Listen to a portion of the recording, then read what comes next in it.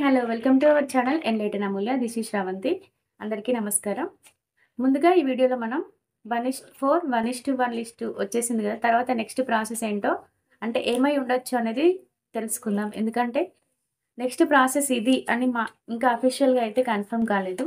దీనికి వెబ్ కౌన్సెలింగా లేదంటే manual counselling అని 2 వేస్ అయితే ఉన్నాయి. వాటి గురించి డిస్కస్ చేస్తాను. ముందుగా ఒకవేళ గురుకుల లాగా సెలక్షన్ చేసినట్టయితే ఎలా ఉంటుందో చూద్దాం. గురుకులంలో ఏం జరిగిందంటే సేమ్ 1:3 లిస్ట్ రిలీజ్ అయిన తర్వాత వెబ్ ఆప్షన్స్ ఇచ్చుకోమన్నారు. తర్వాత వెరిఫికేషన్ చేసి 1:1 ఫైనల్ లిస్ట్ ఇవ్వడం జరిగింది. ఆ ఫైనల్ లిస్ట్‌లో ఎలా వచ్చిందంటే మనం ఏ సొసైటీకి అలాట్ అయ్యామో ఆ డీటెయిల్స్ అయితే ఉన్నాయి. సేమ్ గ్రూప్ 4 లానే. ఇక్కడ కూడా ఏంటి 1:3 లిస్ట్ ఇచ్చిన తర్వాత మనకి కౌన్సెలింగ్ చేశారు. అంటే డాక్యుమెంట్ వెరిఫికేషన్ జరిగింది. డాక్యుమెంట్ వెరిఫికేషన్ జరగడానికన్నా ముందే మనందరం వెబ్ ఆప్షన్స్ అయితే ఇచ్చుకోవడం జరిగింది. దాని ద్వారా మనకేమైందంటే 1:1 సెలక్షన్ లిస్ట్‌లో మనం ఏ డిపార్ట్‌మెంట్‌కి అలాట్ అయ్యామో తెలిసింది. సో, ఇప్పుడు ఏం జరుగుతుందంటే ఇప్పుడు వెబ్ కౌన్సెలింగ్ అయినా ఉండొచ్చు లేదా మాన్యువల్ కౌన్సెలింగ్ అయితే ఉండొచ్చు. 2 వేస్ ఉన్నాయి.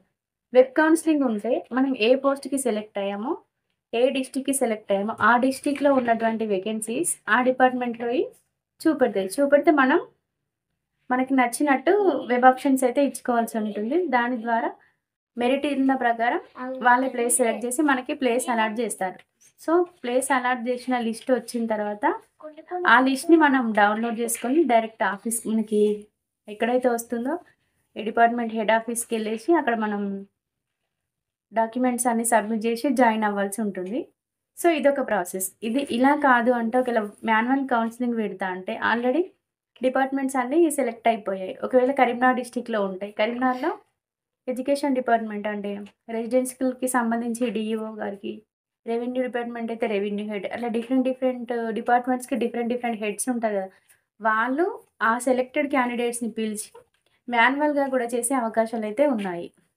అదెలా అంటే ఇది లైక్ డీఎస్సీ లాగా అన్నట్టు. డీఎస్సీలో ఆల్రెడీ మనం రాసేటప్పుడే మన సబ్జెక్ట్ ప్రిఫరెన్స్ ఉంటుంది కాబట్టి సబ్జెక్ట్ అలొకేషన్ అప్పుడే అయిపోతుంది. సబ్జెక్ట్ వైస్‌గా సెలెక్టెడ్ క్యాండిడేట్స్ ఉంటారు. వాళ్ళని ఏం చేస్తారంటే మమ్మల్ని అయితే ఆడిటోరియంలో పిలిచి ఫర్ ఎగ్జాంపుల్ మాది మ్యాథ్స్. స్కూల్ అసిస్టెంట్ మ్యాథ్స్ మొత్తం ఎన్ని పోస్టులు ఉన్నాయి కరీంనగర్‌లో 18 ఉన్నాయి. సో, 18 మెంబర్స్‌ని ఫస్ట్ అలర్ట్ రెడీగా ఉండమంటారు. ఉన్న తర్వాత ర్యాంక్ వైస్‌గా పిలుస్తారనమాట. మనకు ఒక పెద్ద డిస్‌ప్లే బోర్డ్ ఉంటుంది ప్యానెల్. అందులో 18 వేకెన్సీస్ లిస్ట్ చూపెడతారు. చూపెట్టిన తర్వాత ఫస్ట్ ర్యాంక్ అని పిలిచి మీకు ఏ ప్లేస్ కావాలో సెలెక్ట్ చేసుకోమంటారు. ఫర్ ఎగ్జాంపుల్ ఫస్ట్ ర్యాంక్ అతను ఇప్పుడు లోకల్‌లో వేకెన్సీ ఉంటే నాకు జెడ్పీహెచ్ఎస్ కరీంనగర్‌లో గాని, జెడ్పీహెచ్ఎస్ దగ్గరలో ఏదో సెలెక్ట్ చేసుకుంటే వాళ్ళేం చెప్తారంటే school assistant mathematics first ranker name చెప్పేసి వాళ్ళు ఈ స్కూల్‌కి అలాట్ అయ్యారని చెప్పేసి ఆ ఆప్షన్‌ల నుండి ఆ సెలెక్టెడ్ స్కూల్‌ని డిలీట్ చేయడం జరుగుతుంది. సో, ఇప్పుడు ఎన్ని వేకెన్సీస్ ఉంటాయి 17.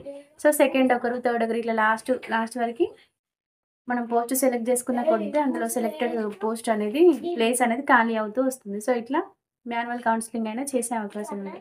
చేస్తే వెబ్ కౌన్సెలింగ్ అయినా చేయొచ్చు. లేదంటే మాన్యువల్ కౌన్సెలింగ్ అయినా చేయొచ్చు. మరి వాళ్ళు ఎలా చేస్తారనేది ఇంకా క్లారిటీ అయితే రాలేదు.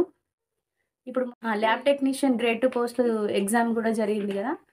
Last Sunday. సో, వాళ్ళకి కూడా అపాయింట్మెంట్స్ డిసెంబర్ 9థ్‌కి ఇస్తా అంటున్నారంట. సో, మరి డిసెంబర్ 9థ్‌కి ఒకవేళ గ్రూప్ 4 వాళ్ళకి ల్యాబ్ అసిస్టెంట్‌లకి ఒకేసారి ఇస్తే గనుక మరి అప్పటి వరకు ఆపొచ్చు.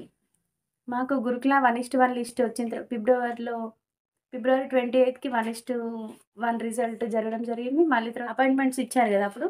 తర్వాత ఇప్పుడు మళ్ళీ జూలైలో పోస్టింగ్ ఇవ్వడం జరిగింది. అంటే 1:1 లిస్ట్ వచ్చిన తర్వాత కూడా జాబ్‌లో జాయిన్ అవ్వడానికి నియర్లీ 6 మంత్స్ టైం పట్టింది. మరి వీళ్ళు 1:1 లిస్ట్ అయితే ఇచ్చారు.